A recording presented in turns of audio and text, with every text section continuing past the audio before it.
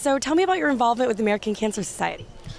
So I'm here tonight to speak on behalf of the American Cancer Society, and I know they're such an amazing organization, and their research has really saved lives. Yeah. So as a two-time cancer survivor, maybe if it wasn't for the research they've done, I wouldn't be standing here today. So I'm very excited. I mean, you have a pretty incredible story, especially how your cancer was discovered. Could you, I'm familiar with the story, but for our viewers, could you quickly talk about that? Yeah, so obviously I filmed the TV show Flip or Flop, and there was a nurse based out of a tiny, tiny town in Texas that was watching the show that saw a big nodule on my neck, and she actually emailed the production company saying, "This is not a joke, go get it checked out." Wow. They sent it to me saying, "I don't know what you want to do with this." Yeah. And I went to the doctors, I went through the process, and found out I had cancer.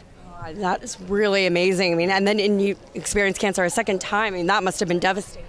Yeah, and then right after I found out about the first cancer, I found out about the second cancer. So it was definitely a difficult process, and at the same time we were filming, young family, but throughout the entire thing I tried to stay positive and do what's best for my family. Yeah, and you've overcome it now, so what advice do you have for other people struggling with the diagnosis of cancer?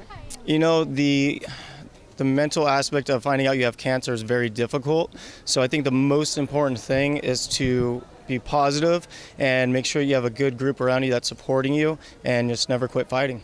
And in terms of the research being done, and now there's genetic testing that's available, what's your take on that about? Do you think people should try that out, maybe be proactive, see if it runs in the family? Or you know what, I don't know how to answer that one. Yeah. You know, I think if you have cancer, you should do anything you possibly can to beat it. Absolutely, definitely. And do you have a piece of health advice that you would give young people? I mean, you're really healthy now, you've survived cancer. What would you say to your young fans? I say just take care of yourself, you know, exercise, eat good, and just live a healthy lifestyle.